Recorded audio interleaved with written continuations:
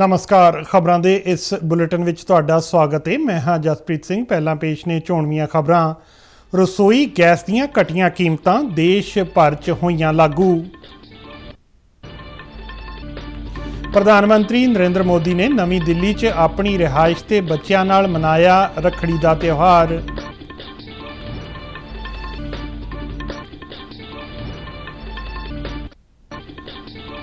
रसायन ਅਤੇ ਖਾਦਾਂ ਬਾਰੇ ਮੰਤਰੀ ਮਨਸੁਖ ਮਾਂਡਵੀਆ ਅਨੁਸਾਰ ਸਰਕਾਰ ਛੇਤੀ ਹੀ ਦਵਾਈਆਂ ਦੇ ਖੇਤਰ 'ਚ 5000 ਕਰੋੜ ਰੁਪਏ ਦੇ ਕੁੱਲ ਖਰਚ ਨਾਲ ਇੱਕ ਨਵੀਂ ਯੋਜਨਾ ਉਲੀਕੇਗੀ। ਜੰਮੂ ਅਤੇ ਕਸ਼ਮੀਰ ਦੇ ਭਦਰਵਾਹ ਰਾਜਮਾ ਅਤੇ ਰਾਮਬਨ ਸੁਲਾਈ ਸ਼ਹਿਦ ਨੂੰ ਮਿਲਿਆ GI ਟੈਗ।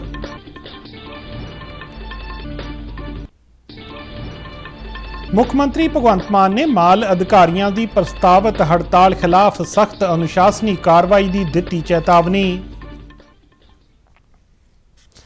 ते हुण खबरां विस्तार नाल।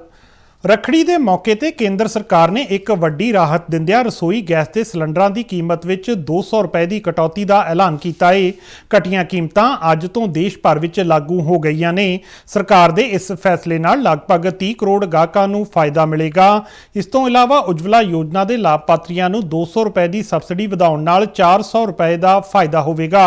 हुण उज्जवला लाभपात्रियों नूं LPG सिलेंडर तकरीबन 700 रुपए विच मिलेगा।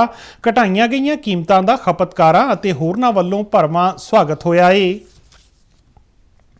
रसायन ਅਤੇ ਖਾਦਾਂ ਬਾਰੇ ਮੰਤਰੀ ਮਨਸੁਖ ਮਾਂਡਵੀਆ ਨੇ ਕਿਹਾ ਕਿ ਸਰਕਾਰ ਜਲਦੀ ਹੀ ਦਵਾਈਆਂ ਦੇ ਖੇਤਰ ਦੇ 5000 ਕਰੋੜ ਰੁਪਏ ਦੇ ਕੁੱਲ ਖਰਚ ਨਾਲ ਇੱਕ ਨਵੀਂ ਯੋਜਨਾ ਸ਼ੁਰੂ ਕਰੇਗੀ। ਇਸ ਯੋਜਨਾ ਦਾ ਉਦੇਸ਼ ਦਵਾਈ ਖੇਤਰ ਵਿੱਚ ਖੋਜ ਅਤੇ ਨਵਾਚਾਰ ਨੂੰ ਹੱਲਾਸ਼ੇਰੀ ਦੇਣਾ ਹੈ। ਕੇਂਦਰੀ ਮੰਤਰੀ ਮੰਡਲ ਨੇ ਪਿਛਲੇ ਮਹੀਨੇ ਸਾਲ 2023-24 ਤੋਂ 2027-28 ਤੱਕ 5 ਸਾਲ ਦੀ ਮਿਆਦ ਲਈ ਇਸ ਯੋਜਨਾ ਨੂੰ ਮਨਜ਼ੂਰੀ ਦਿੱਤੀ ਸੀ। ਮਾਂਡਵੀਆ ਨੇ ਕਿਹਾ ਕਿ ਸਰਕਾਰ ਦਾ ਟੀਚਾ ਦਵਾਈ ਸਨਅਤ ਦਾ ਵਿਕਾਸ, ਦਵਾਈਆਂ ਦਾ ਨਿਰਮਾਣ ਅਤੇ ਖੋਜ ਤੇ ਨਵਾਚਾਰ ਨੂੰ ਹੱਲਾਸ਼ੇਰੀ ਦੇਣਾ ਹੈ।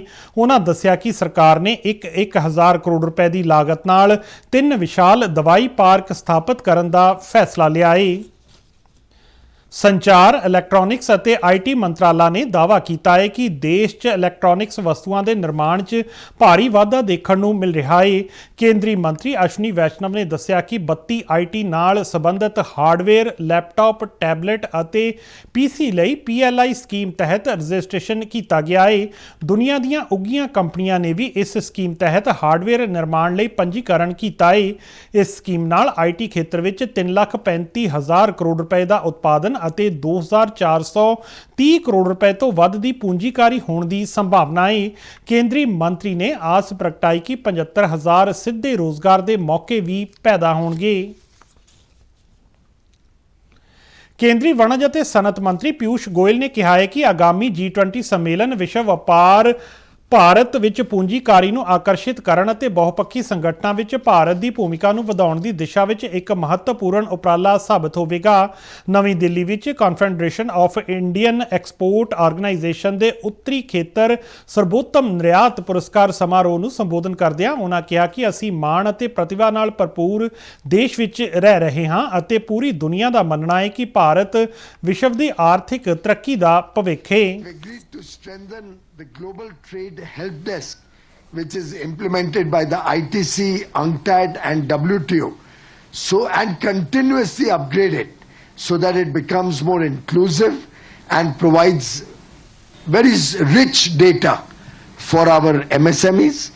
And all the member countries and invited countries and institutions have welcomed this action plan to strengthen information flow for our MSMEs. ਪ੍ਰਧਾਨ ਮੰਤਰੀ ਨਰਿੰਦਰ ਮੋਦੀ ਨੇ ਲੋਕਾਂ ਨੂੰ ਰੱਖੜੀ ਦੀ ਵਧਾਈ ਦਿੱਤੀ ਹੈ।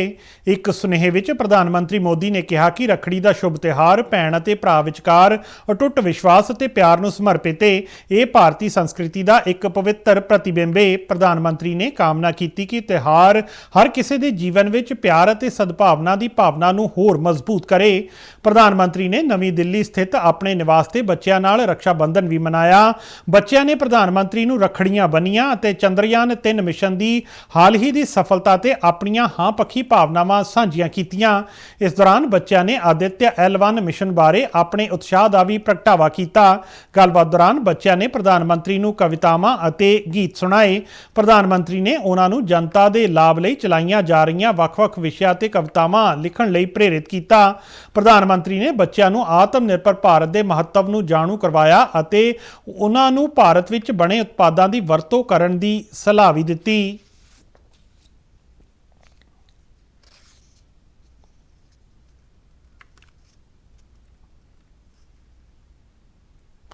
ਰੱਖੜੀ ਦੇ ਪਵਿੱਤਰ ਤਿਉਹਾਰ ਤੇ ਪਠਾਨਕੋਟ 'ਚ ਭਾਰਤ ਅਤੇ ਪਾਕਿਸਤਾਨ ਦੀ ਜ਼ੀਰੋ ਲਾਈਨ ਤੇ ਸਥਿਤ ਸਿੰਬਲ ਪਿੰਡ ਦੇ ਸ਼ਹੀਦ ਕਮਲਜੀਤ ਸਿੰਘ ਚੌਕੀ ਤੇ ਔਰਤਾਂ ਨੇ ਫੌਜੀ ਭਰਾਵਾਂ ਨੂੰ ਰੱਖੜੀ ਬੰਨ੍ਹੀ। 1971 ਦੀ ਜੰਗ ਵਿੱਚ ਸ਼ਹੀਦ ਹੋਏ ਕਮਲਜੀਤ ਦੀ ਯਾਦਗਾਰ ਤੇ ਰੱਖੜੀ ਬੰਨ੍ਹਣ ਦੀ ਇਹ ਪਰੰਪਰਾ ਕਈ ਸਾਲਾਂ ਤੋਂ ਜਾਰੀ ਏ।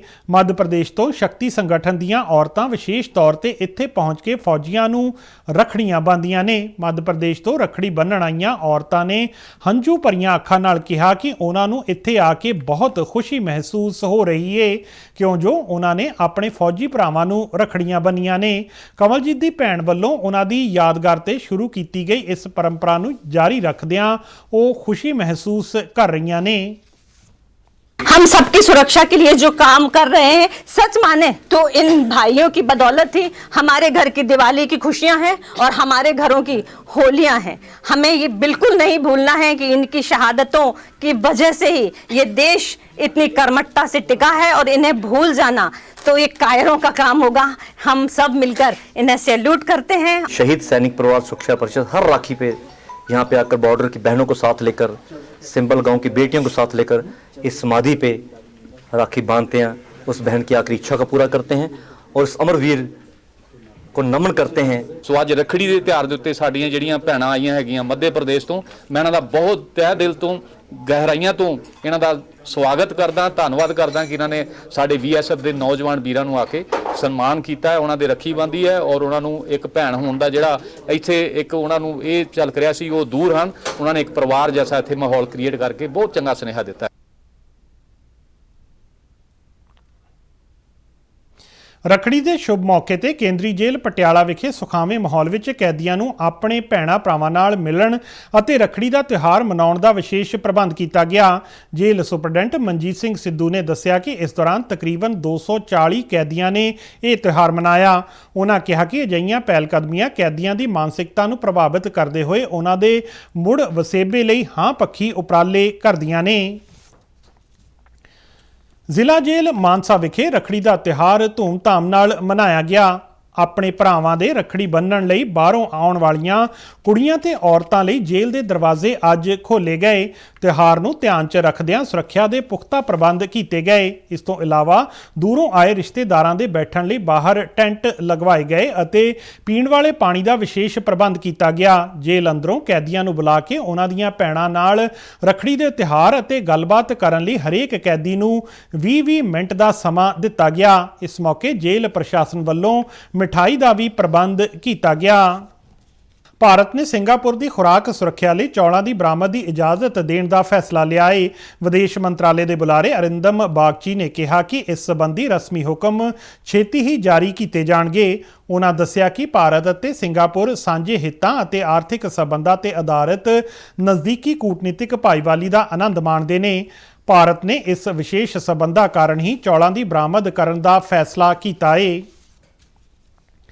ਜੰਮੂ ਅਤੇ ਕਸ਼ਮੀਰ ਵਿੱਚ ਭਦਰਵਾਹ ਰਾਜਮਾ ਅਤੇ ਰਾਮਬਨ ਸੁਲਾਈ ਸ਼ਹਿਦ ਨਾਂ ਦੇ 2 ਵਿਸ਼ਵ ਪ੍ਰਸਿੱਧ ਸਥਾਨਕ ਵਿਸ਼ੇਸ਼ ਉਤਪਾਦਾਂ ਨੇ ਪ੍ਰਸਿੱਧ ਭੂਗੋਲਿਕ ਸੰਕੇਤ ਯਾਨੀ GI ਟੈਗ ਹਾਸਲ ਕਰ ਲਿਆ ਹੈ। ਇਹਨਾਂ ਉਤਪਾਦਾਂ ਦੀ GI ਟੈਗਿੰਗ ਦੀ ਪ੍ਰਕਿਰਿਆ ਖੇਤੀਬਾੜੀ ਅਤੇ ਕਿਸਾਨ ਭਲਾਈ ਵਿਭਾਗ ਜੰਮੂ ਵੱਲੋਂ ਸ਼ੁਰੂ ਕੀਤੀ ਗਈ ਸੀ। ਹੁਣ ਸਿਰਫ ਇੱਕ ਅਧਿਕਾਰਤ ਉਪਭੋਗਤਾ ਕੋਲ ਇਹਨਾਂ ਉਤਪਾਦਾਂ ਦੇ ਸਬੰਧ ਵਿੱਚ ਭੂਗੋਲਿਕ ਸੰਕੇਤ ਦੀ ਵਰਤੋਂ ਕਰਨ ਦਾ ਵਿਸ਼ੇਸ਼ ਅਧਿਕਾਰ ਹੈ। ਇਹ ਉਪਰਾਲਾ ਤੀਜੀਆਂ ਧਿਰਾਂ ਵੱਲੋਂ ਇਹਨਾਂ ਰਜਿਸਟਰਡ ਭੂਗੋਲਿਕ ਸੰਕੇਤ ਵਸਤੂਆਂ ਦੀ ਅਣਅਧਿਕਾਰਤ ਵਰਤੋਂ ਨੂੰ ਰੋਕੇਗਾ ਅਤੇ ਬਰਾਮਦ ਨੂੰ ਹੱਲਾਸ਼ੇਰੀ ਦੇਵੇਗਾ। ਇਸ ਨਾਲ ਕੌਮਾਂਤਰੀ ਪੱਧਰ ਤੇ ਇਹਨਾਂ ਬ੍ਰਾਂਡਾਂ ਦਾ ਪ੍ਰਚਾਰ ਸੰਭਵ ਹੋ ਸਕੇਗਾ। ਮਾਲ ਅਫਸਰਾਂ ਵੱਲੋਂ ਆਪਣੇ ਭ੍ਰਿਸ਼ਟ ਸਾਥੀਆਂ ਦੀ ਪ੍ਰਸਤਾਵਿਤ ਹੜਤਾਲ ਦਾ ਸਖਤ ਨੋਟਿਸ ਲੈਂਦਿਆਂ ਪੰਜਾਬ ਦੇ ਮੁੱਖ ਮੰਤਰੀ ਭਗਵੰਤ ਸਿੰਘ ਮਾਨ ਨੇ ਅਜਿਹੇ ਅਧਿਕਾਰੀਆਂ ਖਿਲਾਫ ਸਖਤ ਅਨੁਸ਼ਾਸਨੀ ਕਾਰਵਾਈ ਕਰਨ ਦੀ ਚੇਤਾਵਨੀ ਦਿੱਤੀ ਹੈ। ਇੱਥੇ ਜਾਰੀ ਇੱਕ ਬਿਆਨ ਵਿੱਚ ਮੁੱਖ ਮੰਤਰੀ ਨੇ ਕਿਹਾ ਕਿ ਮਾਲ ਅਫਸਰਾਂ ਦੀਆਂ ਮਨਮਾਨੀਆਂ ਕਾਰਨ ਲੋਕਾਂ ਦੀ ਹੋਣ ਵਾਲੀ ਖੱਜਲ ਖੁਆਰੀ ਨੂੰ ਕਿਸੇ ਵੀ ਕੀਮਤ ਤੇ ਬਰਦਾਸ਼ਤ ਨਹੀਂ ਕੀਤਾ ਜਾਵੇਗਾ। ਉਨ੍ਹਾਂ ਕਿਹਾ ਕਿ ਡੀਸੀ ਦਫ਼ਤਰਾਂ ਵਿੱਚ ਮਾਲ ਅਫਸਰਾਂ ਸਮੇਤ ਸਟਾਫ ਹੜਤਾਲ ਤੇ ਜਾਣ ਲਈ ਆਜ਼ਾਦ ਹੈ, ਪਰ ਆਮ ਲੋਕਾਂ ਦੀ ਖੱਜਲ ਖੁਆਰੀ ਨੂੰ ਬਰਦਾਸ਼ਤ ਨਹੀਂ ਕੀਤਾ ਜਾਵੇਗਾ। ਭਗਵੰਤ ਸਿੰਘ ਮਾਨ ਨੇ ਕਿਹਾ ਕਿ ਇਹ ਅਧਿਕਾਰੀ ਕਲਮ ਛੋੜ ਹੜਤਾਲ ਤੇ ਜਾਣ ਲਈ ਆਜ਼ਾਦ ਨੇ, ਪਰ ਫਿਰ ਸੂਬਾ ਸਰਕਾਰ ਫੈਸਲਾ ਕਰੇਗੀ ਕਿ ਉਹਨਾਂ ਨੂੰ ਕਲਮ ਵਾਪਸ ਦੇਣੀ ਹੈ ਜਾਂ ਨਹੀਂ। ਮੁੱਖ ਮੰਤਰੀ ਨੇ ਇਹ ਕੋਤਾਹੀ ਲਈ ਮੁਲਾਜ਼ਮਾਂ ਖਿਲਾਫ ਸਖਤ ਕਾਰਵਾਈ ਦੀ ਚੇਤਾਵਨੀ ਦਿੱਤੀ ਹੈ। ਭਗਵੰਤ ਸਿੰਘ ਮਾਨ ਨੇ ਕਿਹਾ ਕਿ ਸੂਬੇ ਵਿੱਚ ਵੱਡੀ ਗਿਣਤੀ ਵਿੱਚ ਬੇਰੁਜ਼ਗਾਰ ਨੌਜਵਾਨ ਨੇ ਜੋ ਕਲਮ ਹੱਥ ਵਿੱਚ ਲੈ ਕੇ ਸੂਬੇ ਦੀ ਸੇਵਾ ਕਰਨ ਲਈ ਤਿਆਰ ਨੇ। Doctor BR Ambedkar national institute of technology ਯਾਨੀ NIT ਜਲੰਧਰ ਦੇ ਟੈਕਸਟਾਈਲ ਟੈਕਨੋਲੋਜੀ ਵਿਭਾਗ ਨੂੰ ਭਾਰਤ ਸਰਕਾਰ ਦੇ ਕੱਪੜਾ ਮੰਤਰਾਲਾ ਵੱਲੋਂ ਕੌਮੀ ਤਕਨੀਕੀ ਟੈਕਸਟਾਈਲ ਮਿਸ਼ਨ ਦੀ ਸਕੀਮ ਤਹਿਤ 10 ਕਰੋੜ ਰੁਪਏ ਦੀ ਵੱਡੀ ਗ੍ਰਾਂਟ ਦਿੱਤੀ ਗਈ ਹੈ। ਇਹ ਗ੍ਰਾਂਟ ਤਕਨੀਕੀ ਟੈਕਸਟਾਈਲ ਦੇ ਖੇਤਰ ਵਿੱਚ ਵਿਭਾਗੀ ਖੋਜ ਅਤੇ ਵਿਕਾਸ ਦੇ ਯਤਨਾਂ ਲਈ ਇੱਕ ਮਹੱਤਵਪੂਰਨ ਉਪਰਾਲਾ ਹੈ। ਪ੍ਰੋਜੈਕਟ ਦੇ ਕੋਆਰਡੀਨੇਟਰ ਡਾਕਟਰ ਵਿਨੇ ਮਿੱਡਾ ਅਤੇ ਡਾਕਟਰ ਏ ਮੁਖੋ ਉਪਾਧਿਆਏ ਨੇ ਦੱਸਿਆ ਕਿ ਗ੍ਰਾਂਟ ਦਾ ਮੰਤਵ ਤਕਨੀਕੀ ਟੈਕਸਟਾਈਲ ਦੇ ਖੇਤਰ ਵਿੱਚ ਅਤੀ ਆਧੁਨਿਕ ਖੋਜ, ਤਕਨੀਕੀ ਉੱਨਤੀ ਅਤੇ ਪ੍ਰਤਿਭਾ ਦਾ ਪਾਲਣ ਪੋਸ਼ਣ ਯਕੀਨੀ ਬਣਾਉਣਾ ਹੈ।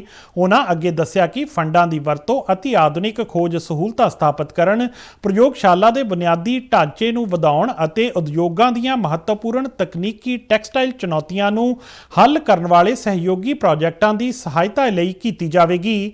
NIT ਜਲੰਧਰ ਦੇ ਡਾਇਰੈਕਟਰ ਪ੍ਰੋਫੈਸਰ BK ਕਨੌਜੀਆ ਨੇ ਟੈਕਸਟਾਈਲ ਟੈਕਨੋਲੋਜੀ ਵਿਭਾਗ ਦੇ ਸਾਰੇ ਫੈਕਲਟੀ ਅਤੇ ਸਟਾਫ ਨੂੰ ਵਧਾਈ ਦਿੱਤੀ ਅਤੇ ਉਕਤ ਗ੍ਰਾਂਟ ਲਈ ਟੈਕਸਟਾਈਲ ਮੰਤਰਾਲਾ ਦਾ ਧੰਨਵਾਦ ਕੀਤਾ ਹੈ। ਪ੍ਰਧਾਨ ਮੰਤਰੀ ਸਵਾਨਿਧੀ ਯੋਜਨਾ ਤਹਿਤ ਰੇਹੜੀ ਫੜੀ ਵਾਲਿਆਂ ਨੂੰ ਆਰਥਿਕ ਲਾਭ ਦੇਣ ਦੇ ਮੰਤਵ ਨਾਲ ਪੰਜਾਬ ਨੈਸ਼ਨਲ ਬੈਂਕ ਲੀਡ ਜ਼ਿਲ੍ਹਾ ਬੈਂਕ ਵੱਲੋਂ SLBC ਪੰਜਾਬ ਅਤੇ ਸ਼ਹਿਰੀ ਸਥਾਨਕ ਸੰਸਥਾਵਾਂ ਦੇ ਸਹਿਯੋਗ ਨਾਲ ਨਗਰ ਨਿਗਮ ਦਫ਼ਤਰ ਮੋਹਾਲੀ ਵਿਖੇ ਇੱਕ ਦਿਨਾਂ ਵਰਕਸ਼ਾਪ ਕਰਵਾਈ ਗਈ। ਇਸ ਵਰਕਸ਼ਾਪ ਦਾ ਮੰਤਵ ਸਰਕਾਰ ਦੀ ਲੋਕ ਹਿੱਤ ਯੋਜਨਾ ਨੂੰ ਅੱਗੇ ਵਧਾਉਂਦੇ ਹੋਏ ਰੇਹੜੀ ਫੜੀ ਵਾਲਿਆਂ ਦੇ ਆਰਥਿਕ ਵਿਕਾਸ ਦੀ ਕਿਫਾਇਤੀ ਕਰਜ਼ੇ ਤੱਕ ਸੁਚਾਰੂ ਪਹੁੰਚ ਯਕੀਨੀ ਬਣਾਉਣਾ ਸੀ। ਬੈਂਕ ਮੈਨੇਜਰ MK ਭਾਰਦਵਾਜ ਨੇ ਦੱਸਿਆ ਕਿ ਪ੍ਰਧਾਨ ਮੰਤਰੀ ਸਵਾਨਿਧੀ ਯੋਜਨਾ ਤਹਿਤ ਦੇਸ਼ ਭਰ ਵਿੱਚ 38 ਲੱਖ ਤੋਂ ਵੱਧ ਰੇਹੜੀ ਫੜੀ ਵਾਲਿਆਂ ਨੂੰ 6000 ਕਰੋੜ ਰੁਪਏ ਦੇ ਕਰਜ਼ੇ ਵੰਡੇ ਗਏ ਨੇ। ਸੂਬੇ ਨੂੰ ਹਰਿਆ ਭਰਿਆ ਬਣਾਉਣ ਲਈ ਹਰ ਟਿਊਬਵੈੱਲ ਤੇ 3 ਬੂਟੇ ਕਿਸਾਨਾਂ ਦੇ ਸਹਿਯੋਗ ਨਾਲ ਲਗਾਉਣ ਦੀ ਮੁਹਿੰਮ ਸ਼ੁਰੂ ਕੀਤੀ ਗਈ ਹੈ, ਜਿਸ ਤਹਿਤ ਪਟਿਆਲਾ ਵਣ ਮੰਡਲ ਅਧੀਨ ਆਉਂਦੇ 82000 ਟਿਊਬਵੈੱਲਾਂ ਤੇ 2,46,000 ਬੂਟੇ ਲਗਾਏ ਜਾਣਗੇ। ਇਸ ਬਾਰੇ ਜਾਣਕਾਰੀ ਦਿੰਦਿਆਂ ਡਿਪਟੀ ਕਮਿਸ਼ਨਰ ਸਾਕਸ਼ੀ ਸਾਨੀ ਨੇ ਦੱਸਿਆ ਕਿ ਇਸ ਨਾਲ ਜਿੱਥੇ ਵਾਤਾਵਰਣ ਸ਼ੁੱਧ ਹੋਵੇਗਾ ਉੱਥੇ ਹੀ ਛਾਂਦਾਰ ਤੇ ਫਲਾਂ ਅਤੇ ਫੁੱਲਾਂ ਵਾਲੇ ਬੂਟਿਆਂ ਦਾ ਕਿਸਾਨਾਂ ਨੂੰ ਲਾਭ ਮਿਲੇਗਾ। ਉਹਨਾਂ ਕਿਹਾ ਕਿ ਹੁਣ ਤੱਕ 30,000 ਟਿਊਬਵੈੱਲਾਂ ਤੇ ਲਗਾਏ ਗਏ 90,000 ਬੂਟਿਆਂ ਦੀ ਸਾਂਭ ਸੰਭਾਲ ਪ੍ਰਤੀ ਵੀ ਜਾਗਰੂਕਤਾ ਮੁਹਿੰਮ ਚਲਾਈ ਜਾ ਰਹੀ ਹੈ। ਇਸ ਦੌਰਾਨ ਵਣ ਮੰਡਲ ਅਫਸਰ ਵਿਦਿਆ ਸਾਗਰੀ ਨੇ ਦੱਸਿਆ ਕਿ ਪਟਿਆਲਾ ਵਣ ਮੰਡਲ ਅਧੀਨ ਕੁੱਲ 17 ਨਰਸਰੀਆਂ ਪੈਂਦੀਆਂ ਨੇ। ਕਿਸਾਨ ਇਹਨਾਂ ਨਰਸਰੀਆਂ ਤੋਂ ਅਤੇ ਆਈ ਹਰਿਆਲੀ ਐਪ ਰਾਹੀਂ ਬੂਟੇ ਹਾਸਲ ਕਰ ਸਕਦੇ ਨੇ। ਖਬਰਾਂ ਦੇ ਬੁਲੇਟਿਨ ਸਾਡੇ ਦਰਸ਼ਕ RNU DDK ਜਲੰਧਰ ਦੇ YouTube ਚੈਨਲ, Facebook ਪੇਜ ਅਤੇ Twitter ਹੈਂਡਲ ਤੇ ਵੀ ਦੇਖ ਸਕਦੇ ਨੇ। ਤੇ ਬੁਲੇਟਿਨ ਦੇ ਅਖੀਰ ਵਿੱਚ ਚੋਣਵੀਆਂ ਖਬਰਾਂ ਇੱਕ ਵਾਰ ਫਿਰ ਤੋਂ। ਰਸੋਈ ਗੈਸ ਦੀਆਂ ਘਟੀਆਂ ਕੀਮਤਾਂ ਦੇਸ਼ ਭਰ 'ਚ ਹੋਈਆਂ ਲਾਗੂ।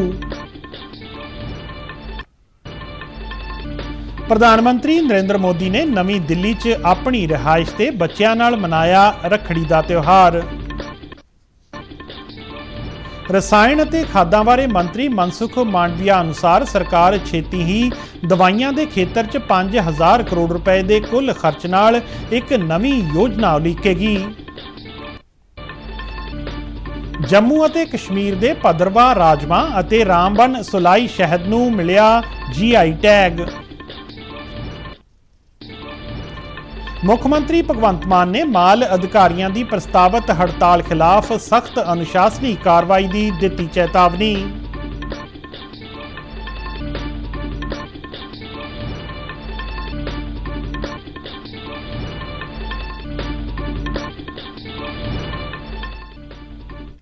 ਤੇ ਇਸ ਦੇ ਨਾਲ ਹੀ ਖਬਰਾਂ ਦਾ ਇਹ ਬੁਲੇਟਿਨ ਖਤਮ ਹੁੰਦਾ ਹੈ। ਇਜਾਜ਼ਤ ਦਿਓ, ਨਮਸਕਾਰ।